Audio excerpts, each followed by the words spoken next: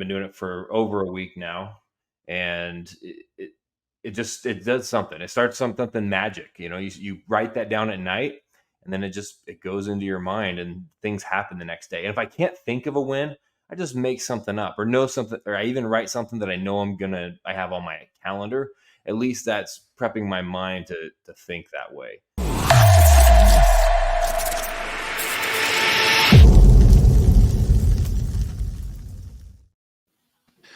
Welcome back to the Bearded Mindset Project. We're excited that you're sticking with us for another round. Last week, we started talking about the gap and the gain, and we had a really good conversation. And at the end of that conversation, we talked about measuring our 3 wins and writing that down each night and journaling and the power that has. We wanted to dive into that a little bit more and talk more about journaling and a couple other things. So let's bring in the dudes and get started. Measuring our wins each and every single night. And, as we were discussing offline a little bit, one thing that is really, really powerful, and we hear this in a lot of different philosophies, a lot of different books, is the power of the previous night and taking a moment to record our thoughts and plan and just kind of set up our day going forward. What are we going to do? What are going to be our wins for the next day? So I'll put it out to the dudes. What do you guys think of recording your wins and planning for wins the next day? Did anybody do that, and any experiences to share? Yeah, that's what I want to know, because my night routine is terrible.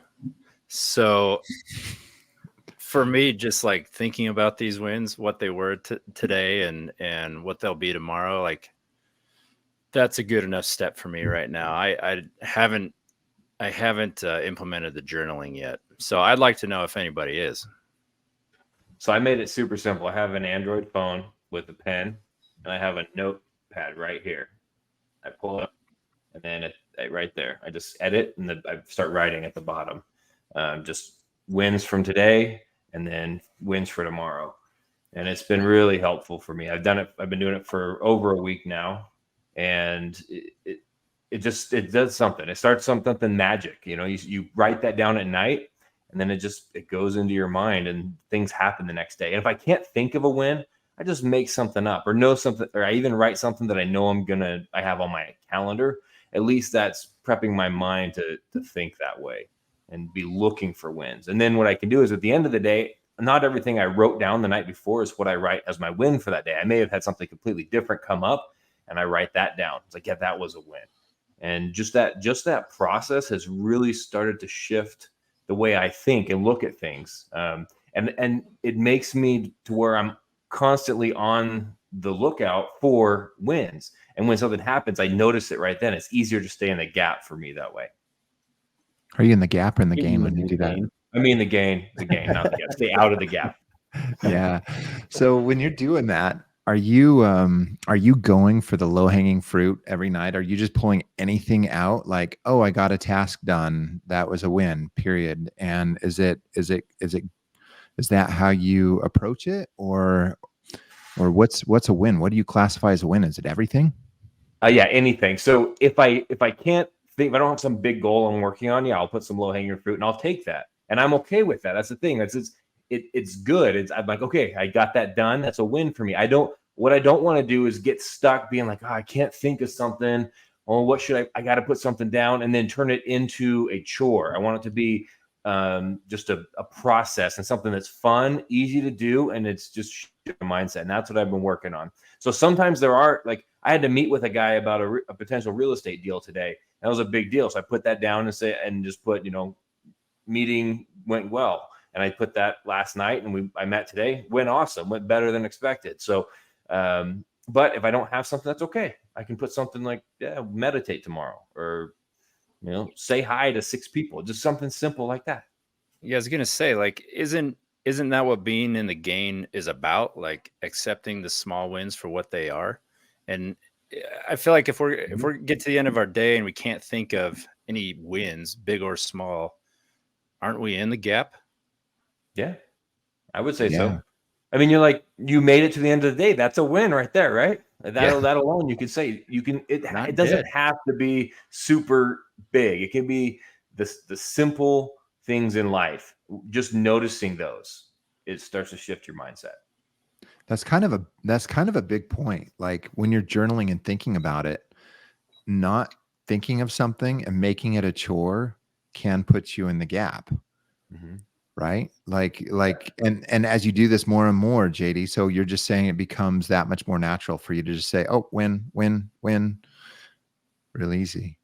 Yeah. Cause otherwise they could get to where like, oh, I got to do my wins tonight, and if you turn it into a chore, but if you just make it easy and fun, it just flows. It's like, oh yeah, sweet. I pull out my phone, write it down real quick. I'm laying there in bed and boom, it's done. It just becomes natural, and it's gotta be natural. Cause if it's not, you're going to be in the gap thinking about doing it. Yeah, totally. I one of my nights, I totally wrote down a fight that I had with my wife, an argument. And I'm like, that was a total win for me because of how I approached it. Normally I might just roll over, but I brought up something that was hard and and it wasn't maybe received as well, but guess what? I brought it up. And for me, that was a win because I don't bring it up. I usually just sit on it. And what does that do for me inside? Just causes me to fester and hold resentment. And so getting out there and saying something, although it wasn't a fun experience, it was a win. And as you start to look at even things that are maybe not the most positive and look at the good and the win side of it, it really, really can start to shape how you view life. And then you start living in your cup is full instead of your cup is empty mode. Yeah. One thing that he talks about with these three wins and for that day, and then the 3 wins for the next day, says, don't overthink it, because it's something that you could sit down and start like spinning your wheels over and over and over trying to figure out these wins. But it's don't overthink it, because I know we talked a little bit about it last week, but you're your own author of your past experiences. You can interpret them however the heck you want them.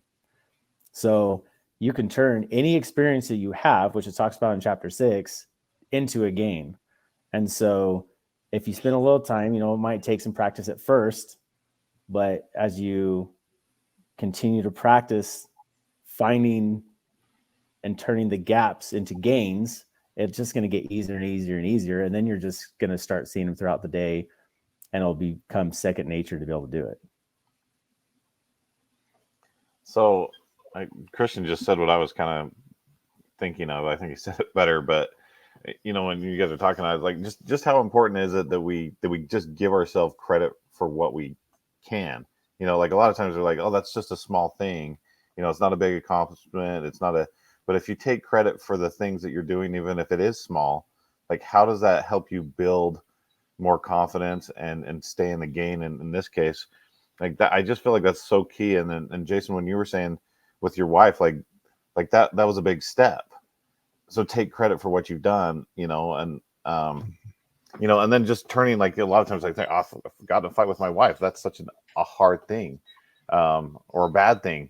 But what did you gain from it? That's I think the point of the book is just learning how to turn those things and find the positives even in a negative situation, so that you can grow from it. Because like life isn't easy.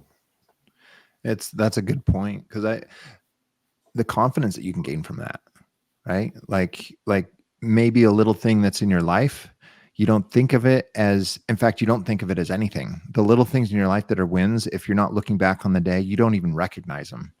But then when you look back and you do recognize them, you're like, wait, that was good. That was a win. Dang, I'm good. I've got this, and it starts to add up, and you really start to feel like you've got accomplishments, and that your worth personally grows as you gain confidence and look at, your history that way. Yeah.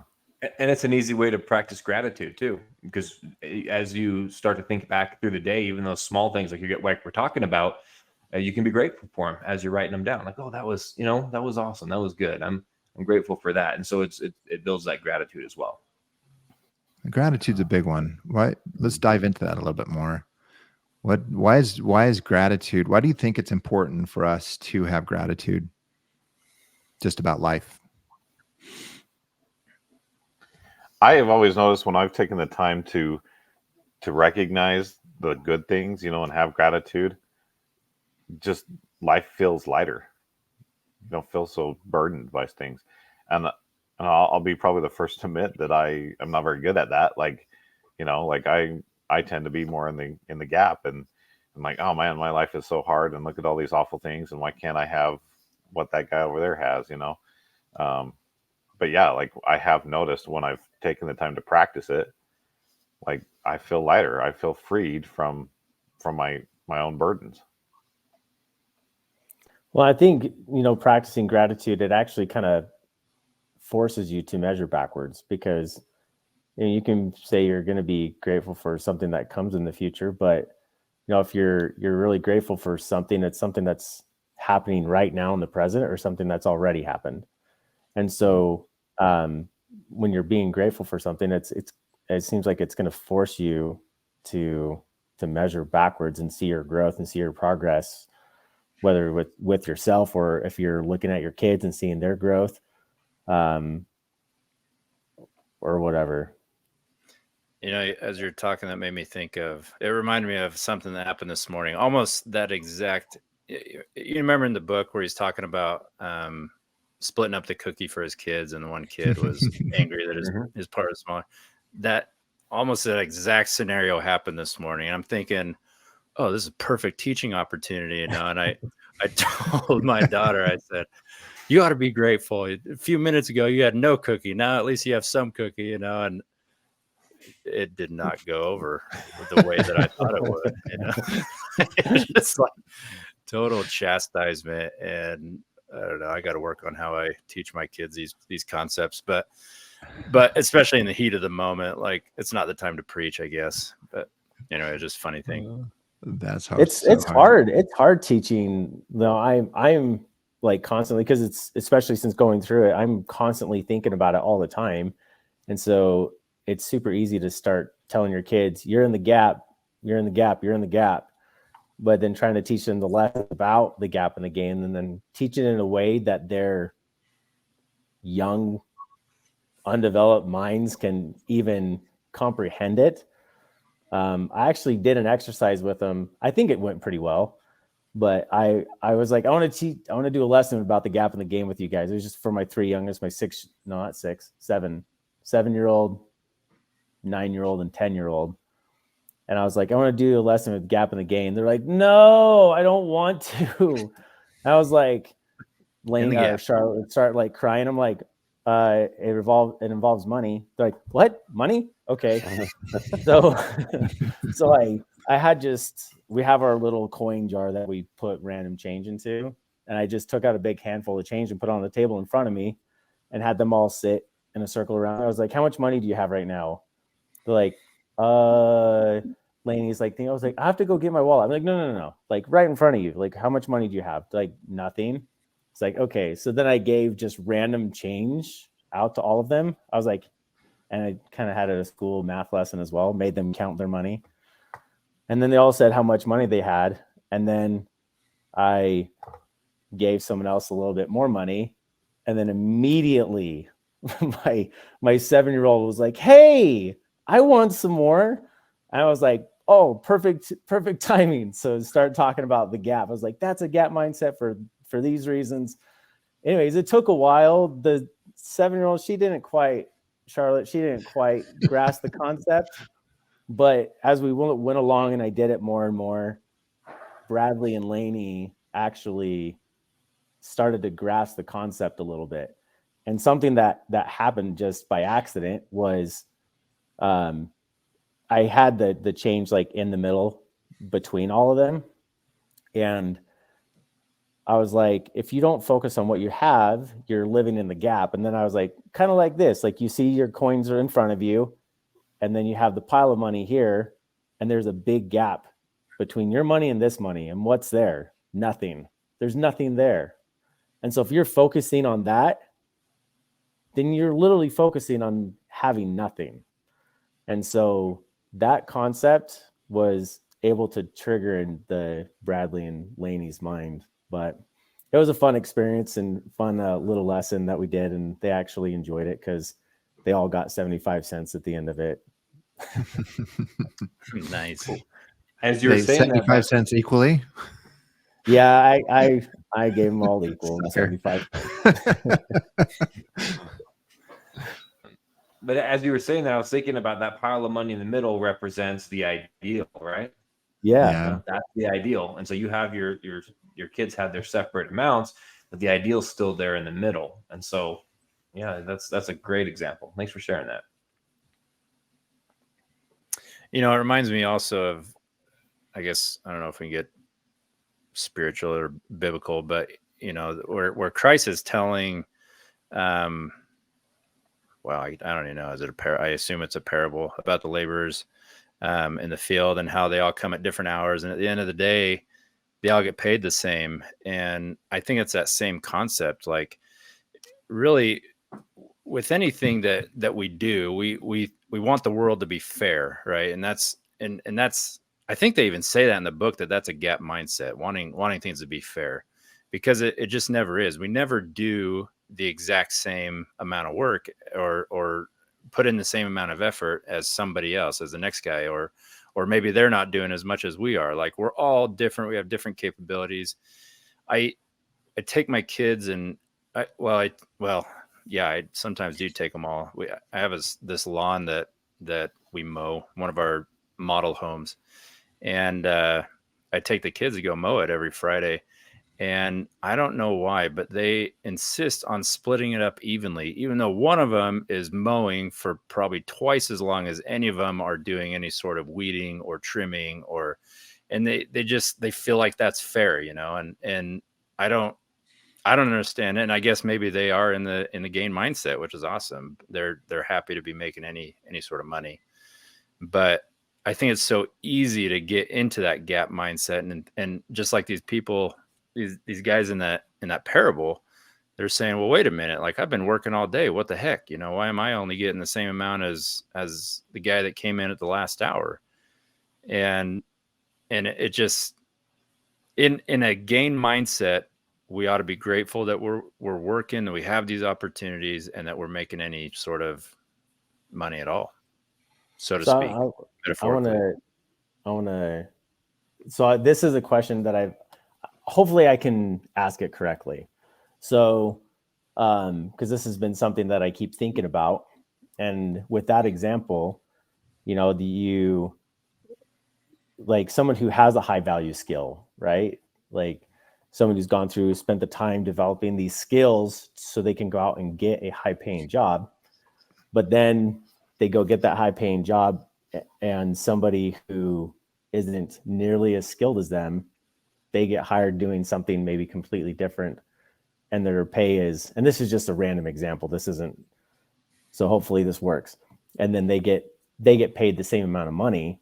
It's like, you're just supposed to be okay with that, or what do you do, guys? It's like, where's that fine line between you're falling into the gap mindset to being, you have this goal of building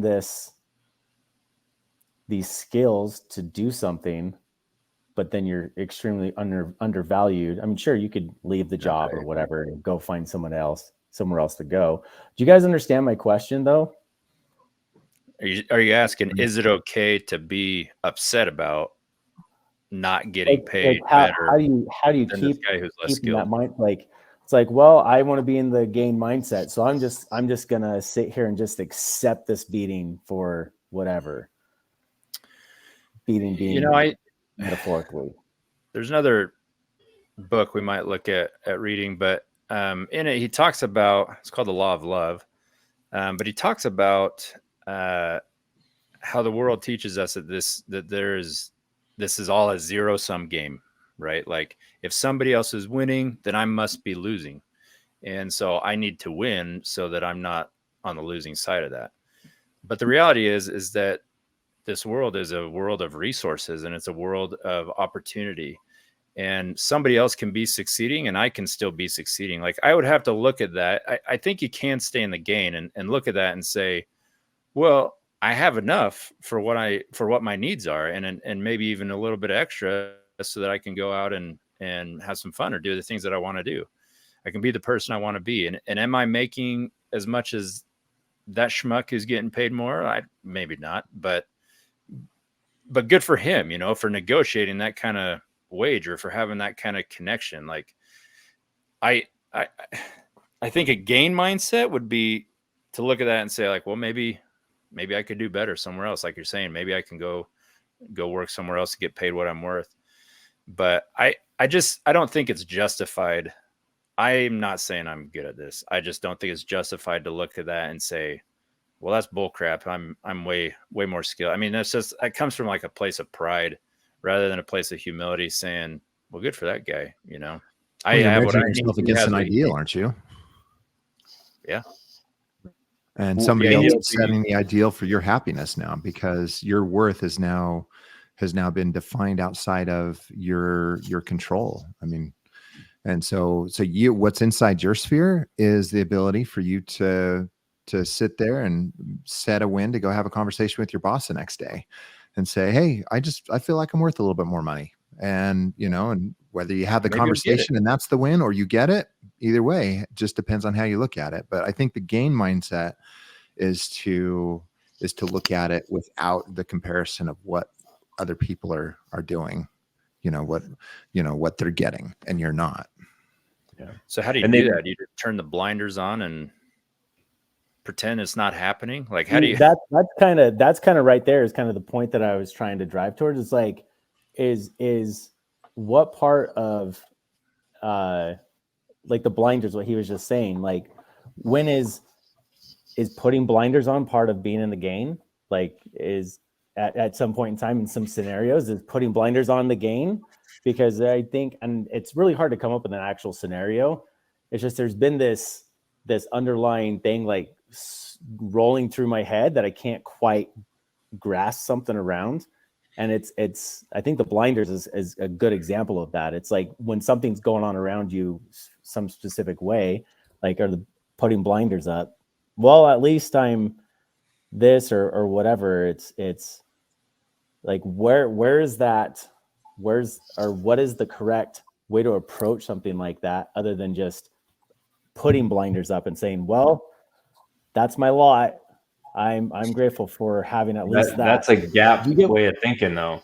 If you do that, say, well, that's just resignment. Here's the thing: what they talk about in the book, if you measure your progress, but you only measure against yourself, you never measure against somebody else. Right. They brought up social media, because that's a big thing. Is everybody is posting their fake best self on social media, so that's a big cause of depression these days and those type of things, because you're measuring against somebody else's ideal, not even your own. And so you can really only look at yourself, where you've been and where you are. And if you start trying to put other people or other scenarios outside of you into that scenario, you'll automatically fall into the gap. There's no way to stay out of it. And so I don't know if that answers your question exactly, but that's irrelevant. What other people are doing really is irrelevant. And if you get caught up in that, worrying about somebody else, then that sucks you into the gap by default. If you are looking at other people and comparing yourself, anything you have or they have, you're in the gap. This is straight up, you're in the gap. And they talk about that.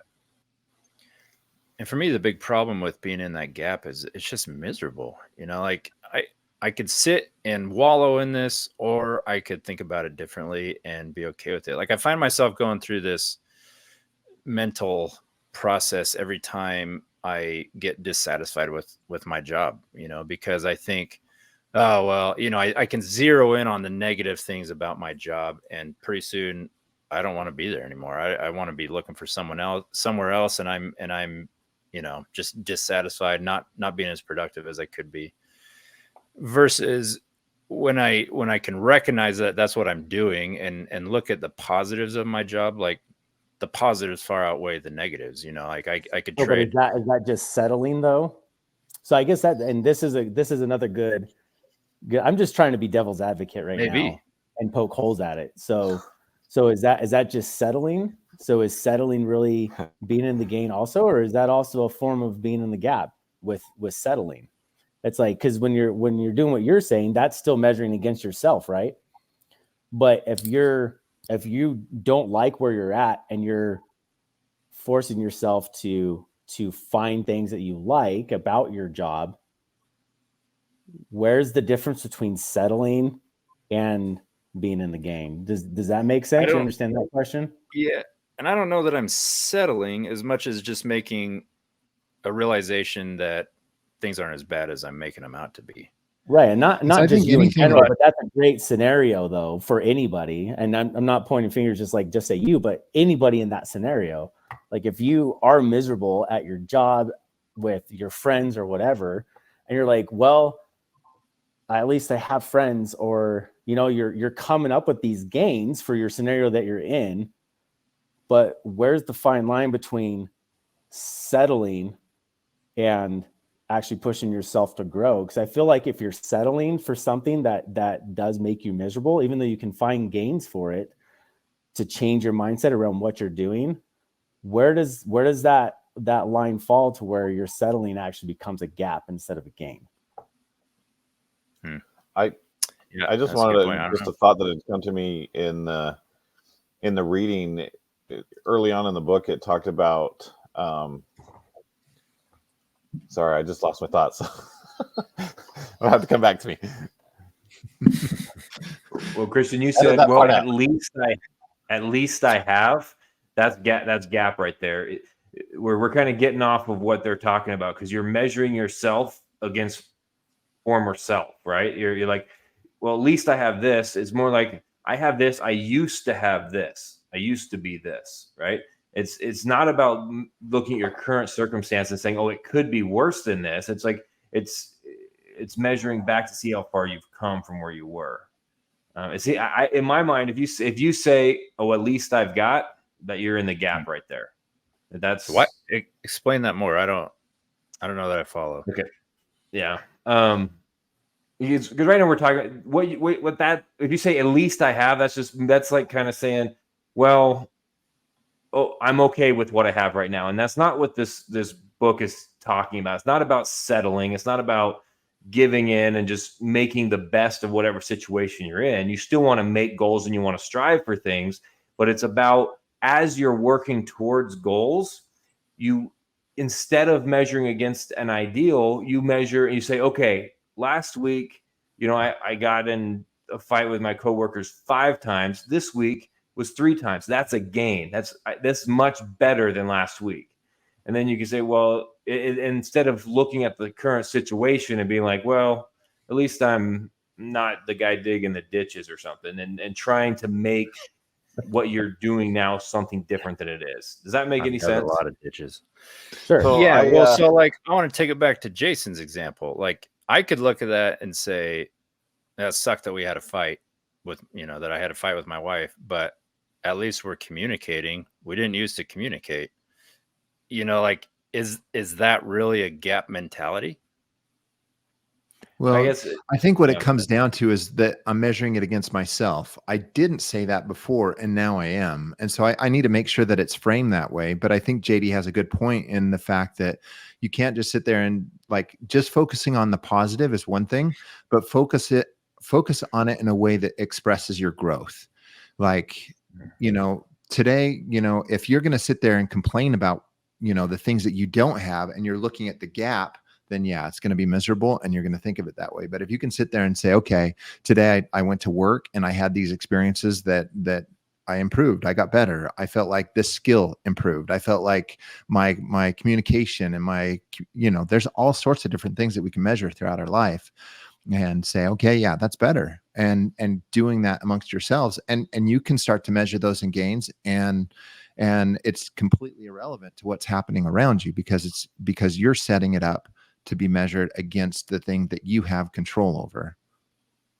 So my thought came back to me. Like, the only thing that I remember reading early in the book was, and that stood out to me because I've always kind of felt like I think in a different way, but it talked about, like, it's okay to have the ideal, right? Like that, Christian, you're talking about, like, this guy's making so much money.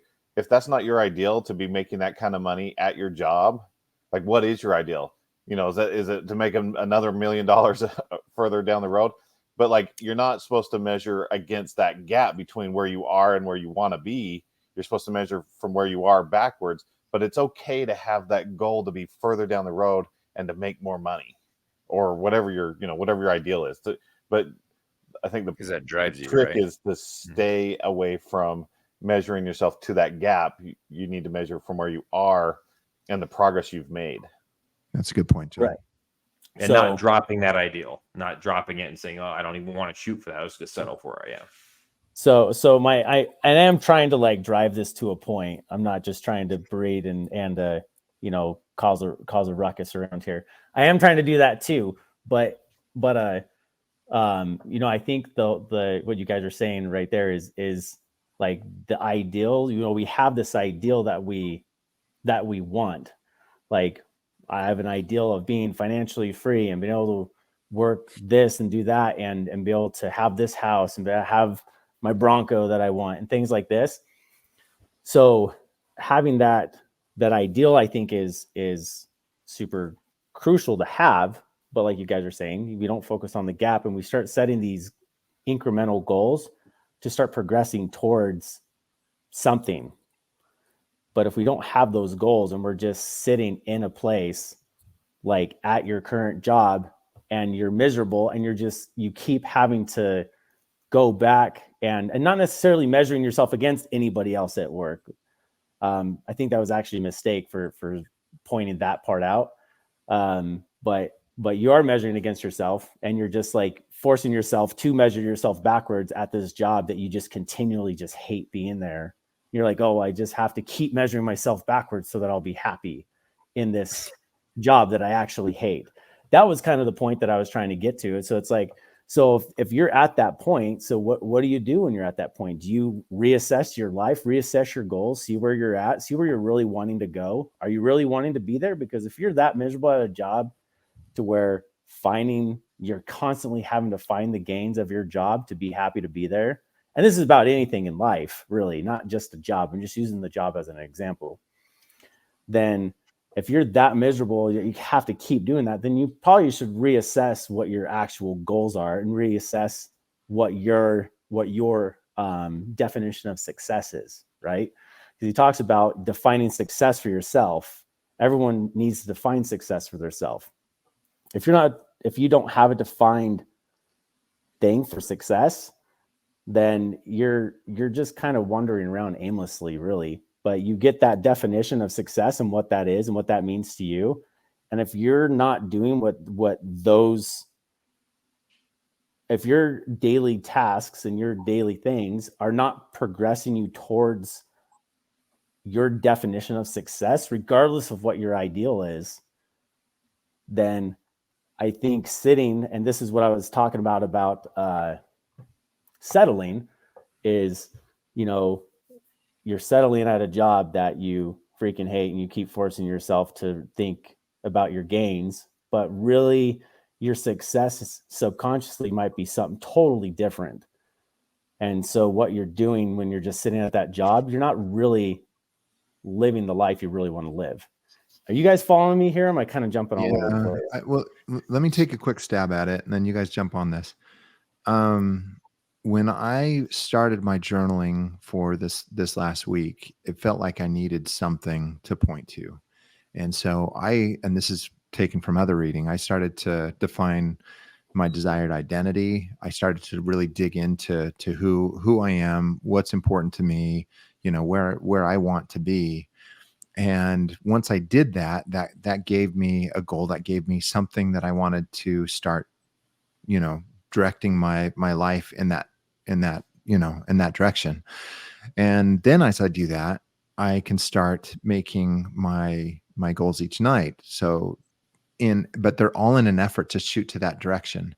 And so if my main identity is going in a direction that would point me away from the current job to another job, then you can go ahead and have that win of progressing into something different that does help you to get to that identity, that you want to do. But you do that in a manner that is, I think there's a very easy way to look at it in the gain the whole time by just measuring your progress with each step you take closer to that end. and then that way it doesn't feel like it's so much a settling, but you're working towards something, and maybe there is something that I can get out of this job, and you recognize that, and it's okay to move on, and you recognize the change and the growth that happens with that change. Yeah. And Does I that make think, sense? Does that answer? Does that address it at all? I think that definitely helps. I just, and I kind of have an answer to my own question.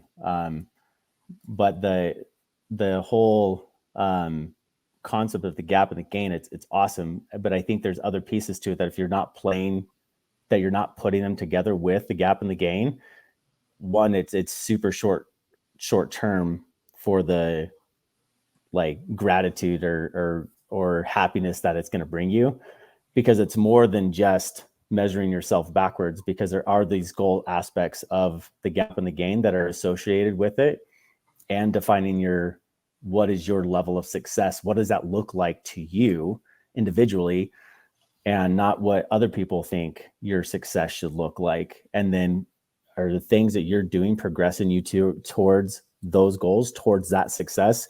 Like it talks about that rowing. There's a rowing team. I don't remember what chapter it's in. Britain. Yeah, the Britain rowing team. The Britain rowing team. Yeah. And they were there, and they were like, everything that they did, every decision they made, they had the one question to ask themselves: will this make me row faster? If the answer was no, you didn't do it. And so it's like, what is their goal is to win, right? And so they had that goal, and their whole gap gain mindset was based off of that, on everything that they did every day, and to progress, to start winning. And they apparently like slaughtered people, not like in their race, they slaughtered people in the race. And so you following me, JD? Yeah, I am. But so to take that example, so they had that goal of, what does this make the boat go faster? I said a goal, let's say they want to get to 10 seconds, right? And they're at 15 seconds. So the idea of the gap and the gain is, okay, they want to get to 10, they're at 15. Does this help the boat go faster? Yeah, they don't eat that donut, right? So they go from 15 to 13. And so the thing is like, oh man, we still need to get to 10. No, the gap in the gain is like, okay, we're working towards 10, but look how far we've come from 15 to 13. Totally. It's simply a mindset shift. You have to remember, Dan Sullivan came up with this idea talking to very high caliber entrepreneurs, very successful individuals. Yeah. And these were people who are already setting goals and achieving them. If we're at a point where we're not setting goals, that's a totally different topic. This is really for people. The gap and the gain is for people who are setting goals and I want to go somewhere in life, but want to make sure that they maintain that optimistic gain mindset while going to the next step in those goals. So Totally I agree. think the other, Totally agree there.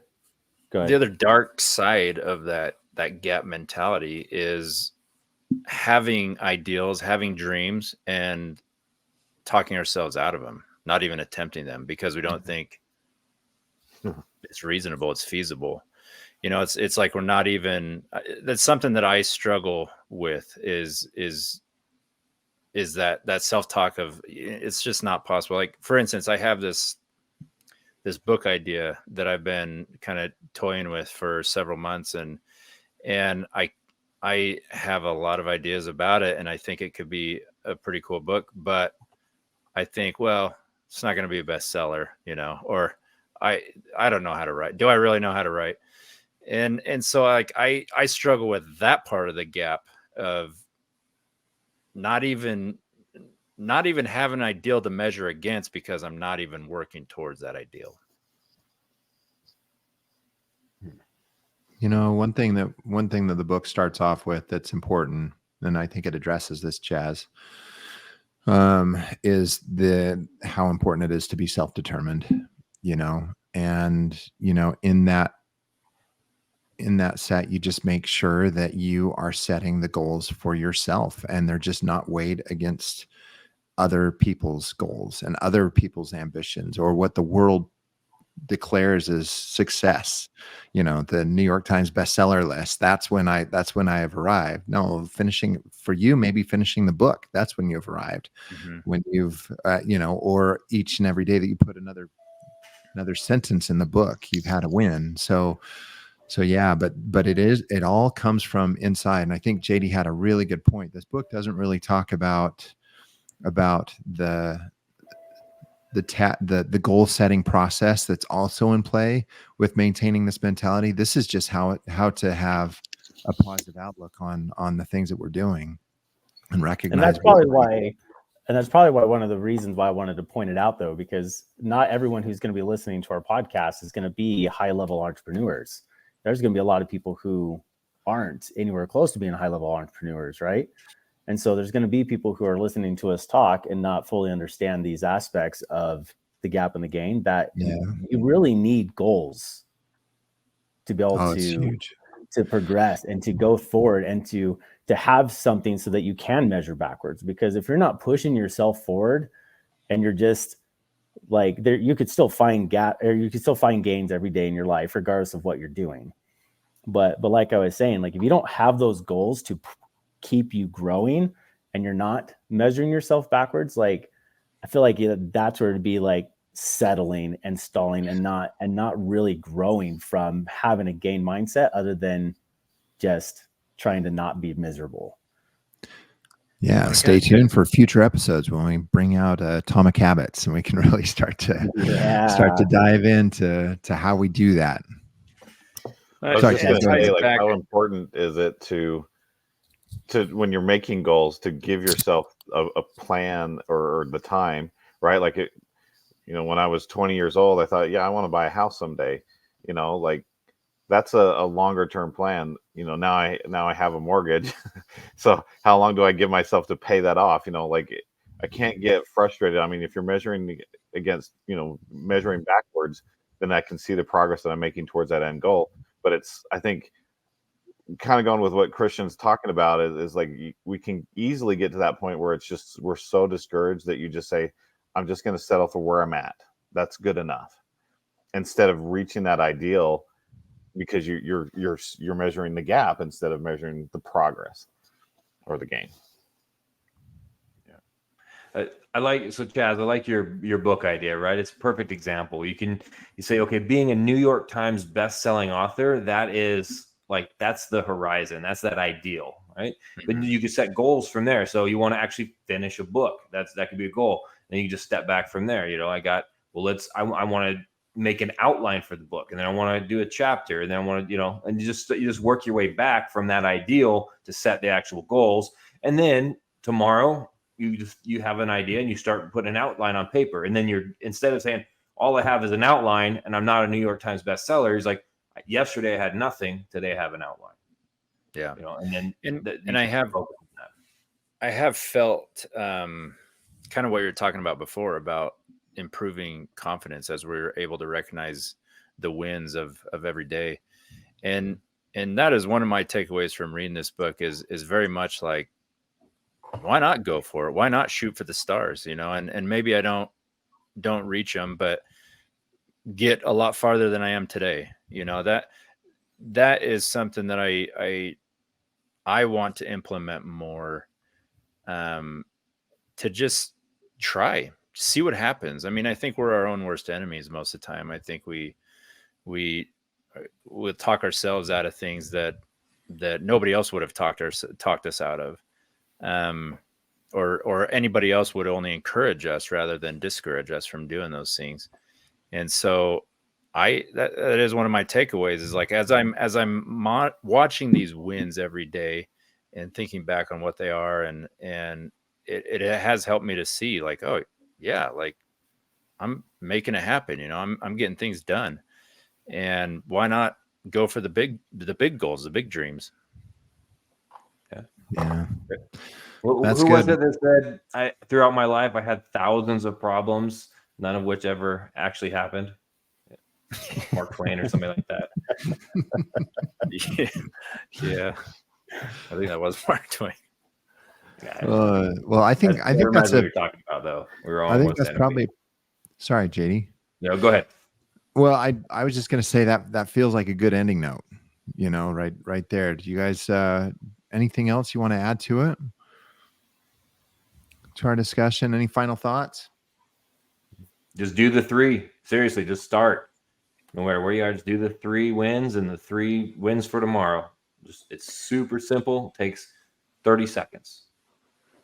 And Have I you guys noticed all- that several times at the end, he just boiled it all down to measure backwards, and not just at the end, but kind of throughout the book. It was all just measure backwards. That's all this concept is, measure backwards. Yeah, pretty And simple. look forward, move forward, but measure backwards. Don't Yep. stop. Yeah, there you There go. it is. Like that. Move forward, measure backwards, and that's a wrap.